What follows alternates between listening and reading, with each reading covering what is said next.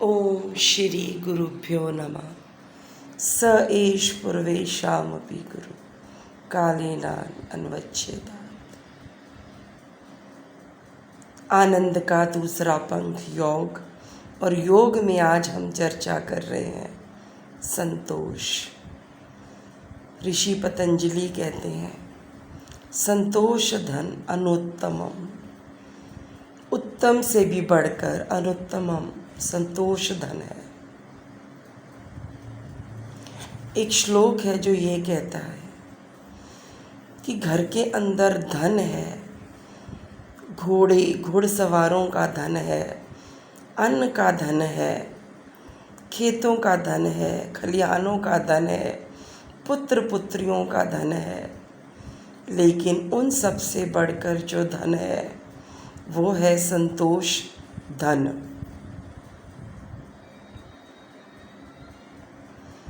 Alexander जब भारत छोड़ के जाने वाला था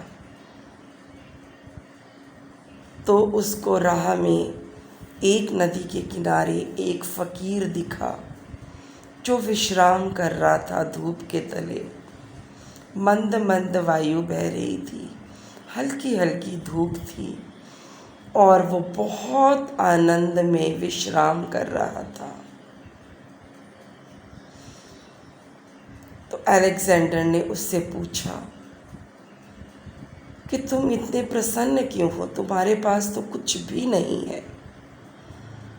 तो उसने उत्तर दिया, मेरे पास फ़कीरी का संतोष है, मैं धूप का आनंद लेता हूँ, विश्राम का आनंद लेता हूँ। ईश्वर ने जो कुछ मुझे दिया है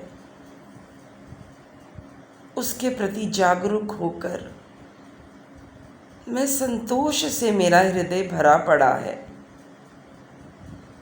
तो कहते हैं अलेक्जेंडर जब वापस गया और उसकी मृत्यु हुई तो उसने कहा मेरे दोनों हाथ बाहर निकाल देना ताकि सबको पता चले कि अलेक्जेंडर अपने साथ एक सुई भी ना लेके जा सका।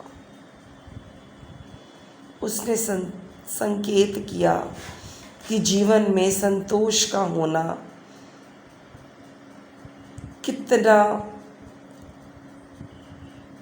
उत्तम उपहार है ईश्वर द्वारा हमको। श्री कृष्ण जब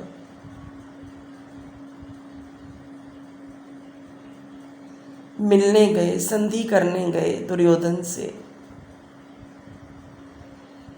तो वहाँ पर उन्होंने दुर्योधन के घर, हालांकि राजसी ठाट बाट थे, या भीष्म पितामह के घर, या 100 पुत्रों के घर, धृतराष्ट्र के या धृतराष्ट्र के घर, उन्होंने भोजन नहीं किया।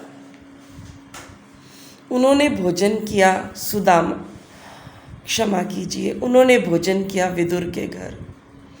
विदुर के घर कहते हैं माताजी ने साग पका रखा था और श्री कृष्ण ने बड़े प्रेम से खाया। क्या था विदुर जी के पास? संतोष। संतोष।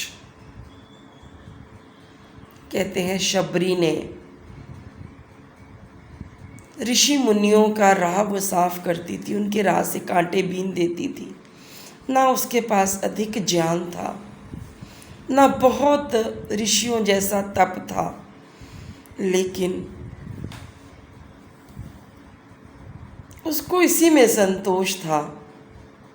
वो प्रति दिवस फूल चुग के लाती और जहाँ से ऋषि मुनि निकलते उस रास्ते को झाड़ू बुहारी करके साफ कर देती, वहाँ के कांटे बीन देती और उस पर पुष्प बिछा देती ताकि उन्हें कष्ट ना हो।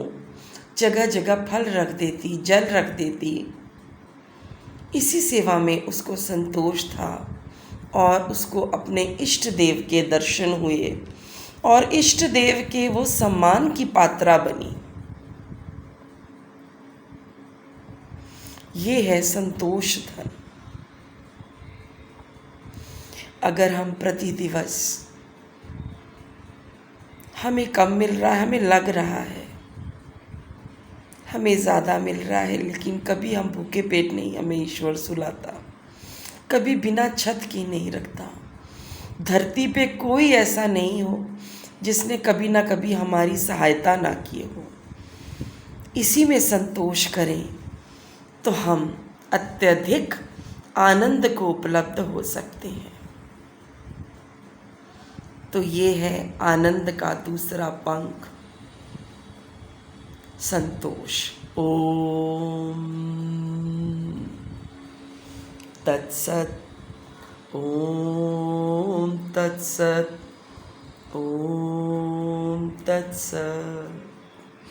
मैं बीच बीच में ओम तत्सत इसलिए बोलती हूँ कि जब मुझे स्मरण हो आता है ईश्वर के अनुग्रह का, तो तुरंत ही मन ईश्वर की तरफ चल पड़ता है।